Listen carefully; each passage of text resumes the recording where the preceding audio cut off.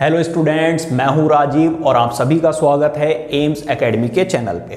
तो आज हम बात करने जा रहे हैं हमारे लास्ट 30 डेज की। मैं यहां पर बात कर रहा हूं 10th और 12th के स्टूडेंट्स की।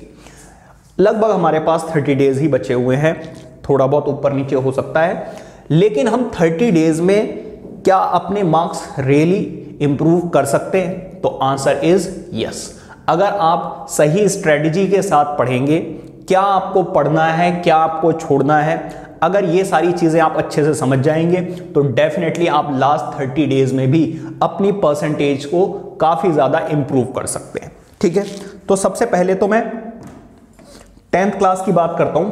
10th क्लास में दो बच्चे हैं, एक जिनके पास बेसिक है, बेसिक मैथ्स है, और दूसरे वो जिनके पास एडवांस्ड है। ठीक है, तो पहले मैं बात करूंगा बेसिक वालों की और फिर मैं बात करूंगा स्टैंडर्ड वालों की। सॉरी, एडवांस नहीं, स्टैंडर्ड वालों की। ठीक है, अच्छा, बेसिक जिनके पास है, बेसिक मैथ्स जिनके पास है, इनको भी मैं फर्दर 3 कैटेगरीज में डिवाइड करूंगा। एक वो बच्चे जिन्होंने बिल्कुल कुछ भी नहीं पढ़ा। ठीक है भाई, बिल्कुल कुछ भी नहीं पढ़ा का मतलब यह है कि भाई कुछ ऐसा हो सकता है जिन्होंने ट्यूशन ही ना ज्वाइन किया हो, या फिर जिन्होंने ट्यूशन ज्वाइन किया हो बट लापरवाही की वजह से उन्होंने साथ के साथ रिवाइज नहीं किया, लेकिन अब कुछ भी समझ में नहीं आ रहा है कि अब क्या करें। तो उनके लिए मेरी एडवाइस है भाई, सबसे पहले तो आप NCERT करें। NCERT क्यों? क्योंकि जो बेसिक है उसमें ज्यादातर क्वेश्चंस आपके NCERT से ही आते हैं। तो आप सिर्फ और सिर्फ NCERT पर फोकस कीजिए और आपको कुछ भी इधर उधर देखने की जरूरत नहीं है। ये किसके लिए? जिन्होंने कुछ भी पढ़ाई नहीं की है। फिर आते हैं मॉडरेट वाले बच्चे, जिन्होंने भाई पढ़ा हुआ है लेकिन NCERT भी अभी उतने अच्छे से नहीं हो पाए। मतलब अगर कोई अच्छा क्वेश्चन दे दिया जाए NCERT का तो वो उनसे नहीं हो पा रहा है। ठीक है, तो उनके लिए मेरी एडवाइस ये है कि पहले तो आप इंपॉर्टेंट क्वेश्चंस कीजिए। इंपॉर्टेंट क्वेश्चंस कीजिए किसके? NCERT के। NCERT के आप सारे इंपॉर्टेंट क्वेश्चंस कर लीजिए। ठीक है, NCERT करने के बाद आप डायरेक्टली जाइए किस पर? PYQs पर। PYQs पर जाएंगे और किसके क्वेश्चंस करेंगे? बेसिक वाले क्वेश्चंस करेंगे। क्या बात समझ में आ रही है?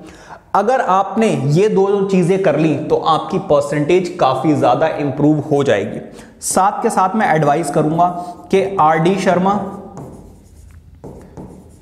RD शर्मा के जो असर्शन रीजन के क्वेश्चंस हैं या केस स्टडी के क्वेश्चंस हैं वो जरूर कर लें, क्योंकि यहां पर आपसे गलती हो सकती है। केस स्टडीज तो फिर भी बच्चों से हो जाती है, दिक्कत आती है असर्शन रीजन में। ठीक है, तो सबसे पहले आप इंपॉर्टेंट क्वेश्चंस करेंगे NCERT के, जो आपको देकर ही लग रहा है हो जाएंगे उनको छोड़ दीजिए, सिर्फ इंपॉर्टेंट क्वेश्चंस। और PYQs कीजिए किसके? बेसिक वाले जो क्वेश्चंस दिए हुए हैं या प्रीवियस ईयर के क्वेश्चन पेपर्स हैं वो आप कीजिए, और साथ में RD शर्मा के असर्शन रीजन और केस स्टडीज। ये उन बच्चों के लिए है जिन्होंने मॉडरेट टाइप की पढ़ाई की हुई है। ठीक है, अब आते हैं इन पर जिन्होंने भाई बहुत अच्छे से पूरे साल पढ़ाई की हुई है, उन्हें NCERT बहुत अच्छे से आती है, बहुत अच्छे से। तो इस केस में आप क्या करेंगे भाई? पहले तो NCERT एक बार रिवाइज करनी ही करनी है, लेकिन आपको लगता है NCERT का तो कोई भी क्वेश्चन करवा लीजिए, अब मुझे कोई डाउट नहीं है, तो उनके लिए मैं एक और चीज यहां पर ऐड कर दूंगा कि अब आप कर लीजिए क्या? NCERT exemplar. NCERT एग्जाम्पलर और कर लीजिए, तो फिर ये समझ लीजिए ये थोड़ा सा टफ लेवल हो जाएगा, बट जब आप टफ की प्रैक्टिस करके जाएंगे तो जो इजी क्वेश्चंस हैं वो तो अपने आप ही हो जाने हैं। ठीक है, तो आप ये काम करेंगे कि NCERT एग्जाम्पलर और कर लेंगे, साथ में PYQs तो 100% करने ही करने, इसमें कोई भी कंजूसी नहीं करनी है, और RD शर्मा के सारे असर्शन रीजन और केस स्टडीज कीजिए। ठीक है, तो यहां से आपको अपना टाइम बचाना है। अगर एग्जाम्पलर में भी देख के लग रहा है कि भाई आपको ऑलरेडी आता है तो इसको भी छोड़ दिए। PYQs में भी आप जब जाएंगे तो बहुत सारे ऐसे क्वेश्चंस आपको लगेंगे ये तो बहुत ही ज्यादा इजी है, ये मुझे 100% आते हैं, ये लो जी। तो फिर आपको वो वाले क्वेश्चंस भी नहीं करने हैं, सिर्फ आपको वही क्वेश्चंस करने हैं जिनमें आपको डाउट लग रहा है या क्वेश्चन पढ़कर लग रहा है भाई ये कैसे होगा। ठीक है, और वो अपने टीचर के साथ डिस्कस भी कीजिए। कहीं पर अगर आप ट्यूशन पढ़ते हैं या फिर स्कूल के टीचर या जिससे भी आप हेल्प लेते हैं उनके साथ डिस्कस कीजिए। तो ये है 3 टाइप्स के स्टूडेंट्स हमारे बेसिक वाले में, ठीक है। अब आते हैं अपने स्टैंडर्ड पर। अब बात करते हैं स्टैंडर्ड वालों की, जिनके पास स्टैंडर्ड है। अब इसमें भी वही 3 टाइप्स के स्टूडेंट्स आ जाएंगे भाई। एक वो जिन्होंने बिल्कुल पढ़ाई नहीं की, दूसरे वो जिनको लगता है भाई मॉडरेट अभी पढ़ाई हो रखी है, ठीक है, अभी भी मेहनत करने की जरूरत है, और लास्ट वो जिन्होंने बहुत अच्छे से पढ़ाई कर रखी है, अब उनके ये समझ में नहीं आ रहा कि भाई पढ़ाई कहां से करें, है ना। तो सबसे पहले टाइप के स्टूडेंट्स को ले लेते हैं।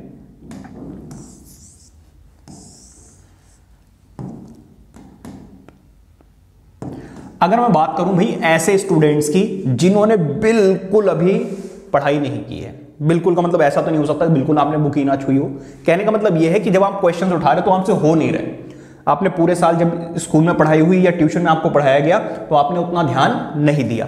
तो सबसे पहले तो मैं आपसे कहूंगा भाई अब आप क्या कीजिए, 1 शॉर्ट वीडियोस देख लीजिए।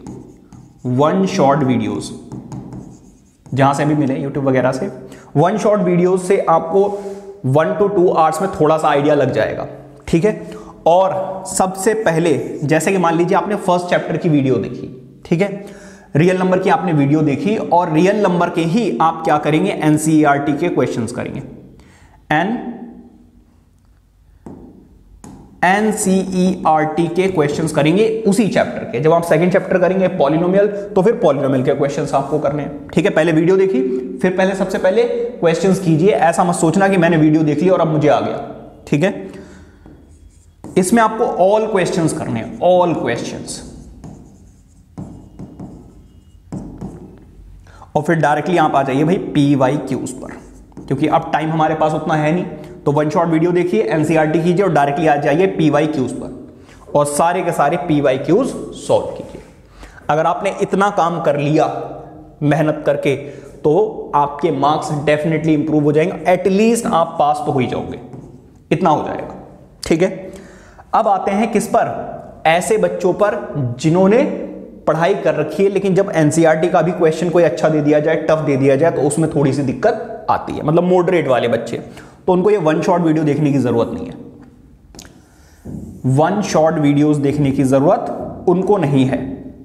क्या करेंगे आप, सबसे पहले एक बार थ्योरी या फिर आप ये कहें कि चैप्टर की समरी पढ़ेंगे, क्योंकि जब आप असर्शन रीजन के क्वेश्चंस करते हैं तो उस वक्त आपको थ्योरी की जरूरत पड़ती है, स्टेटमेंट की जरूरत पड़ती है, डेफिनेशंस कई बार लिखी रहती हैं, तो उसके लिए आपकी थ्योरी इंपॉर्टेंट बन जाती है। वैसे हम देखते हैं कि मैथ्स की कोई भी थ्योरी या समरी वगैरह पढ़ते हैं बस फॉर्मूले याद कर लेते हैं, लेकिन आपको अब डेफिनेशन वगैरह भी याद होनी चाहिए अगर आप असर्शन रीजन के क्वेश्चंस करना चाहते हैं तो सबसे पहले एक बार थ्योरी रीड कीजिए, फिर आप आएंगे एनसीईआरटी पर। एनसीईआरटी में जो इंपॉर्टेंट क्वेश्चंस हैं या फिर आपको लग रहा है कि भाई ये वाले क्वेश्चन में आपको डाउट आ जाता है, फर्स्ट चैप्टर निकालिए, उसमें देखिए कौन सा ऐसा क्वेश्चन है जिसमें आपको डाउट आ रहा है, सिर्फ वही क्वेश्चंस करेंगे। साथ के साथ यहां पर जो सॉल्व्ड एग्जांपल्स हैं उनको बिल्कुल मत मिस कर देना, क्योंकि सॉल्व्ड एग्जांपल्स तो हमें ये लगते हैं भाई ये तो सॉल्व्ड ही, इसे क्या करना, उसे तो हम देख लेते हैं, कभी भी पेन उठाकर सॉल्व नहीं करते, और यही सबसे बड़ी गलती है, आपको एग्जाम में वो सॉल्व्ड एग्जांपल्स दे देते हैं, ठीक है। ये 2 काम हो गए आपके। फिर आप डायरेक्टली आएंगे किस पर, PYQs पर।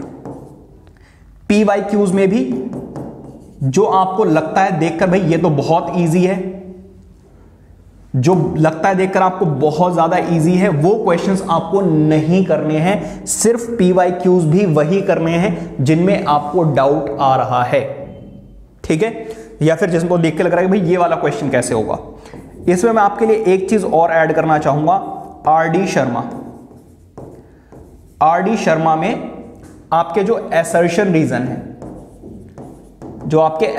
रीजन है और केस स्टडीज हैं वो जरूर कर लेना, क्योंकि बच्चों के मार्क्स मैंने ऑब्जर्व किया है कि सबसे ज्यादा कटते हैं असर्शन रीजन में, ठीक है, क्योंकि टाइम कम है, मॉडरेट आपने पढ़ाई की हुई है, इसलिए मैं आपसे कहूंगा एक बार जल्दी से थ्योरी रीड कीजिए, एनसीईआरटी के इंपॉर्टेंट क्वेश्चंस कीजिए, PYQs भी जो आपको देखकर लगता है कि भाई ये वाला क्वेश्चन कैसे होगा या डाउट आ रहा है, वो आप करेंगे। और आरडी शर्मा के असर्शन रीजन जरूर करने हैं और केस स्टडीज। ठीक है, वर्कलोड ज्यादा है, ऑब्वियस सी बात, अगर आपने पूरे साल मजे किए हैं तो भाई अब तो पढ़ना पड़ेगा। ठीक है, अब आते हैं उन बच्चों पर भाई जिन्होंने सब कुछ बहुत अच्छे से पढ़ाई की है और अब तो उनके ये समझ में नहीं आ रहा है कि अब हम करें क्या। ठीक है, तो उन बच्चों के लिए मेरी एडवाइस ये है, उन बच्चों के लिए मेरी एडवाइस ये है कि सबसे पहले आप NCERT के जो आपने नोट्स बनाए हैं या फिर आरडी शर्मा में पीछे जो समरी दी हुई है या जो डेफिनेशन दी हुई है, आप वो सही से पढ़िए। क्यों, ये चीज मैं क्यों कह रहा हूं, क्योंकि जब असर्शन रीजन के क्वेश्चंस आते हैं तो डेफिनेशंस आती हैं। कई बार डेफिनेशन लिखी रहती है किसी चीज की, उसके नीचे उसका रीजन लिखा रहता है। तो अगर आपने सिर्फ फॉर्मूले याद किए हुए और क्वेश्चंस की प्रैक्टिस की हुई है तो आप असर्शन रीजन में फंस सकते हैं। तो इसलिए मैं आपसे कहूंगा नोट्स एक बार अच्छे से रिवाइज कर लीजिए और उनकी डेफिनेशंस वगैरह को देख लीजिए। दूसरी चीज, NCERT के जो टफ क्वेश्चंस या इंपॉर्टेंट क्वेश्चंस हैं, सिर्फ गिने चुने, वो आपको करने हैं। NCERT पे अब ज्यादा आपको ध्यान देने की जरूरत नहीं, क्योंकि आपने ऑलरेडी बहुत ज्यादा NCERT कर ली है। थर्ड मेरा रहेगा कि अब आप आ जाइए किस पर, NCERT एग्जाम्पलर पे। NCERT एग्जाम्पलर पे आ जाइए। NCERT एग्जाम्पलर जब आप करेंगे तो आपको बहुत सारे ऐसे क्वेश्चंस देख के लगेंगे जो आपको ऑलरेडी आते हैं, वो आपको छूने ही नहीं है। जो सिर्फ आपको लग रहा है टफ है या इंपॉर्टेंट है या 1% में माइंड में डाउट आ रहा है कि ये वाला क्वेश्चन कैसे किया था, आप वो कीजिए। ठीक है, इसके बाद आप आ जाएंगे आरडी शर्मा के असर्शन रीजन और केस स्टडीज पर। ज्यादा टाइम इस पे नहीं देना है आपको, फटाफट, क्योंकि आप पढ़ने वाले बच्चे हो तो आप बड़े ही आराम से जल्दी कर लोगे। ठीक है, और फिफ्थ जो आपके हैं वो है PYQs। आपको सिर्फ वही क्वेश्चंस करने हैं जिसमें आपको डाउट है, 1% भी डाउट आ रहा है, सिर्फ वो क्वेश्चंस करेंगे। बाकी जो क्वेश्चंस देख के लग रहा है कि भाई ये तो बहुत ईजी है, छोड़ दो। अच्छा, अब बात यह है कि भाई इतने कम टाइम में इतना सारा कैसे किया जाएगा। अब ये सारे बच्चों के लिए बता रहा हूं, चाहे वो बेसिक का हो, स्टैंडर्ड का हो, या फिर आपका जो पढ़ने वाले बच्चे या ना पढ़ने वाले बच्चे हैं। आप मान लीजिए कि NCERT का एक क्वेश्चन है, NCERT का एक क्वेश्चन है। ठीक है, NCERT का क्वेश्चन है जिसमें मान लीजिए आपको सरफेस एरिया एंड वॉल्यूम का एक क्वेश्चन ले लेते हैं। ठीक है, तो उसमें क्या होगा, let radius of sphere be this, let radius of cone and height of cone is this. आपको वो कुछ भी प्रैक्टिस के टाइम पर लिखने की जरूरत नहीं है, डायरेक्टली आप फॉर्मूला लगाइए 4/3 पाई की वैल्यू भी डायरेक्टली पुट कर दीजिए अपने माइंड में ही, और आर की वैल्यू मान लीजिए 7, उसका स्क्वायर है तो आप 2 टाइम कर दें। कहने का मतलब यह है कि जो आप स्टेटमेंट वगैरह लिखते हैं, जो फॉर्मूला वगैरह लिखते हैं, अब आपको वो कुछ भी लिखने की जरूरत नहीं है। प्रैक्टिस के टाइम पे डायरेक्टली आप कैलकुलेशन करके देखिए कि आपका आंसर सही आ रहा है या नहीं आ रहा है। अगर आपका आंसर सही आ रहा है तो बस फिर आपको अपने क्वेश्चन पे ध्यान नहीं देना है, फिर आगे बढ़ जाना है। ऐसा करने से क्या होगा कि ये जो स्टेटमेंट वगैरह लिखने में टाइम लगता है वो टाइम आपका बच जाएगा और आप कम टाइम में ज्यादा क्वेश्चंस की प्रैक्टिस कर पाएंगे। ठीक है, और यही सेम एडवाइस मेरे लिए रहेगी 12th के स्टूडेंट्स के लिए। सबसे पहले आप NCERT के नोट्स पढ़िए, NCERT के इंपॉर्टेंट क्वेश्चंस कीजिए। आप एग्जाम्पलर और आरडी शर्मा बाद में करना, पहले आप PYQs पे ध्यान दीजिए। ठीक है, क्योंकि PYQ से आपको आइडिया भी मिलता है कि किस तरीके के क्वेश्चंस आपसे पूछे जाते हैं। और अगर ये हो गए तो फिर आप मूव करेंगे NCERT एग्जाम्पलर पर, और उसके बाद असर्शन रीजन के क्वेश्चंस करेंगे आप आरडी शर्मा से। क्या बात समझ में आ रही है? तो इस तरीके से आपको थोड़ा सा पढ़ना होगा स्ट्रेटेजी के साथ, और प्रैक्टिस कैसे करनी है ये चीज मैंने आपको बता दी है। तो ये एक चीज बहुत ही ज्यादा इंपॉर्टेंट है जब आप प्रैक्टिस कर रहे होगे तब। ठीक है, तो ये है मेरी एडवाइस आप लोगों के लिए। साथ के साथ best of luck. I hope कि आप लोग अच्छा ही परफॉर्म करेंगे अगर इस स्ट्रेटेजी को आपने फॉलो किया तो। बाकी मेरी अपने ही चैनल पे बहुत सारी वीडियोस अपलोडेड है, अगर आपको किसी भी चैप्टर में कोई डाउट है तो वहां पे प्लेलिस्ट में जाकर आप चेक कर सकते हैं। Best of luck, take care, keep studying, bye bye.